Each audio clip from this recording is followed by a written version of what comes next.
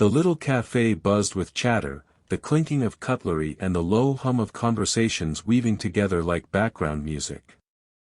But in the corner, at a table meant for two, sat a young woman who seemed set apart from it all. Her dress was simple, pressed carefully as if she had taken extra time to make it presentable. The shoes she wore had lost their shine, but they were clean, polished with care. In her small purse lay her entire fortune for the evening, 5 wrinkled dollars, folded neatly as if that could somehow make them stretch further. She touched them now and then, almost like someone holding onto a lifeline, whispering under her breath, "Please let it be enough." Her blind date had not yet arrived, and her heart raced with a mixture of nervousness and fragile hope. She had skipped meals for 2 days, convincing herself it would be worth it just to feel like she belonged in a world she often felt excluded from. At the next table, a man in a tailored suit watched quietly. His life looked polished on the outside, but inside he carried his own weight, loss, fatherhood, the ache of loneliness. He noticed her trembling hands, the way she ordered only a glass of water, and how her eyes lingered on the menu before closing it with resignation. When the bell above the cafe door jingled, her date finally walked in. He was confident, almost smug, scanning her from head to toe with a dismissive smirk that made her shrink in her chair. She tried to keep her dignity intact, but her eyes betrayed her, glistening with the quiet desperation of someone who just wanted to be seen for more than what she could afford. What happened next would change 3 lives forever. Her date leaned lazily against the chair, scrolling through his phone as though she wasn't even there. The seconds ticked louder than the cafe clock, each one pressing against her fragile courage. When the waiter appeared, her date ordered a steak without hesitation, then lifted his eyes just long enough to smirk. "I guess you'll just stick to water." His words sliced into her pride deeper than hunger ever could. She forced a tiny smile, clutching her purse under the table where her $5 sat like both a shield and a burden. Gathering her breath, she whispered, "I'll just have the soup, please." Her voice trembled, but she held her chin high. The meal passed with hollow small talk, his attention divided between his phone and the mirror's reflection of himself. When the bill arrived, her pulse quickened. She waited, hoping he'd reach for his wallet. Instead, he stood abruptly. "Just a quick call," he muttered, sliding his phone into his pocket, and walked out. Seconds stretched. Minutes passed. He never returned. Her chest tightened as the waiter's patient gaze met hers. She reached into her purse, fingers shaking, knowing the soup had cost more than what she held. The $5 lay crushed in her palm like a broken promise. Her cheeks burned with shame, whispers from nearby tables crawling into her ears. Just as her throat closed with panic, a voice beside her said gently, "Add her meal to mine."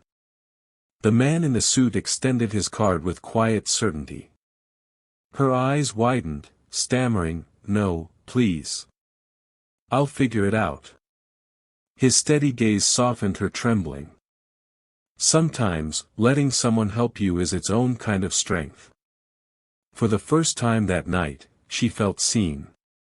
The waiter disappeared with the card, leaving a silence between them that felt strangely safe instead of heavy. The young woman lowered her eyes, embarrassed yet relieved, and whispered, "You didn't have to do that." The man leaned slightly forward, his tone calm, steady. "My daughter drew this today," he said, pulling a folded paper from his briefcase. On it was a rainbow sketched in bright crayon colors, with 2 stick figures holding hands. "She reminds me every day that life is about people, not pride."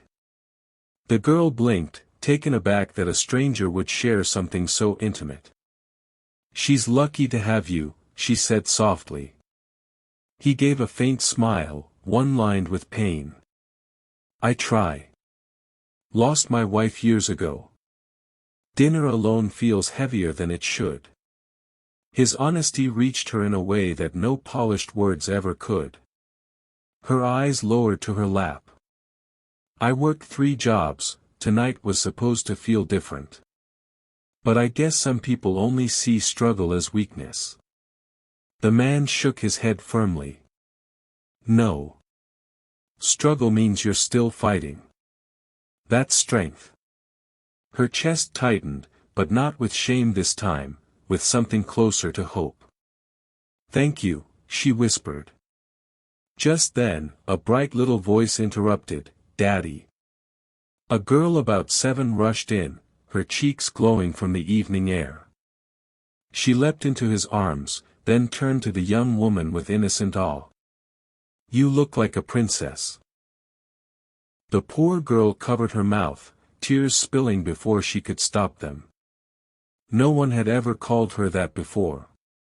The 3 of them ended up sharing the table, the little girl chattering happily while her father and the young woman listened. The child insisted she draw something too, sliding over a crayon from her small pouch. The woman hesitated, her hands unsure, but she sketched a rainbow with trembling lines.